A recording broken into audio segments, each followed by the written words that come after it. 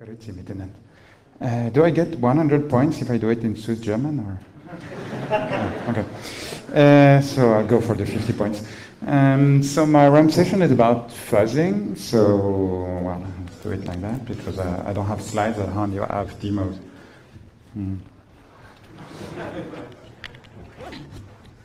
Does it not? Does it work? Yeah. Excellent. This is a function. And well, do you want to spot the bug or is it obvious? Okay. So it parses messages and it will just allocate. It's a type length value, length value message. So it will get the length from the message and then allocate the buffer and mem copy into it. So it's basically crashing if you provide the random inputs. But the issue is that there is a signature that is verified in the beginning. Well, this is the main function that is just calling the parser. Nothing is here. And so we can just generate a random message. And okay. And this is a message. So you can see the signature, you can see the lengths, and then the message. And if I do something like that, it will extract the message and print it. So what if you want to find bugs in that software by fuzzing? So this is how to compile it.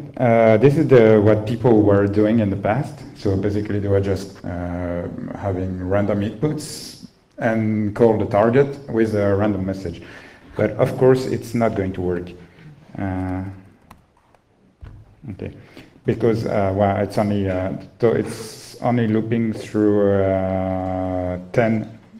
looping 10 times and providing random messages, and it doesn't find any bug because in any case the signature is invalid.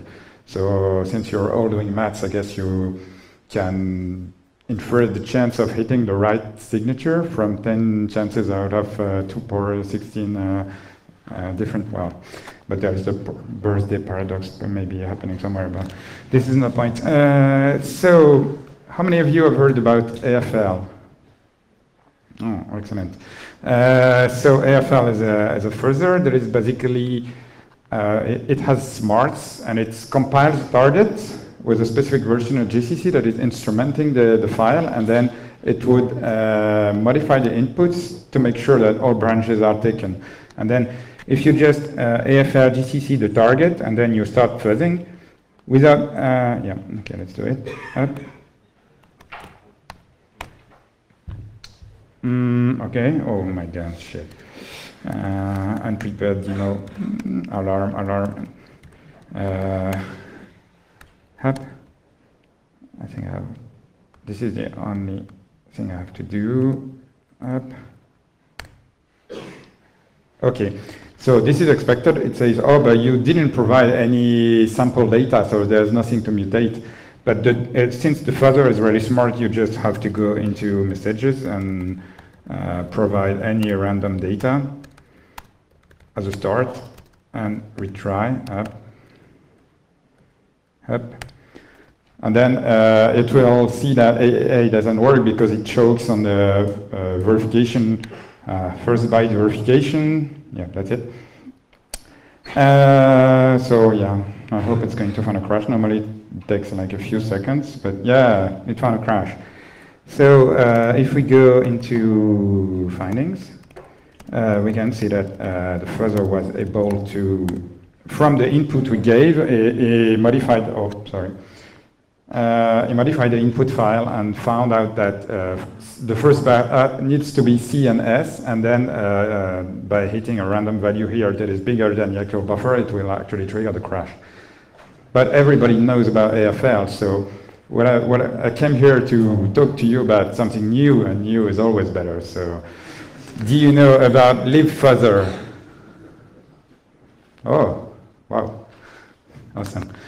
So for all the others, there is a project from one of the LLVM core developers, and it's called libfuzzer, and basically it's integrated into the LLVM compiler. So the only thing you have to do to use it is to write this kind of function. So it's predefined name, LLVM fuzzer test1 input, and it will just LLVM will provide the data on the side. I mean, it's like the input buffer that LLVM will provide. And the only thing that you have to do is make sure that the target function is called with this particular buffer as an input. So you just have to do this, and then,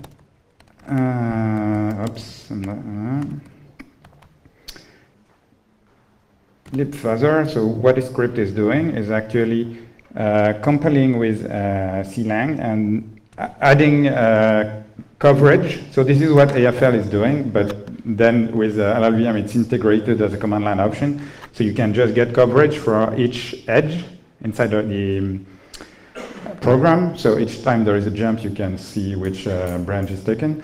And the other option is for using address sanitizer, which is an option that would detect even the slightest out-of-bound access. Like even if you're trying to read 1 byte beyond the buffer that is allocated in valid memory, it will detect it. And then you just have to run the generate target. So it's compiling, and then here the crash is found instantly. So what it says, oh, address sanitizer has detected a heap buffer overflow, and this is located 1 byte. And you can, so I don't know why I don't have colors, but usually it's colored. So it says here is the heap layout, and the offending byte is located here. So with AFE is the left of the red zone, so the danger zone and everything. Wow, it's nicely integrated.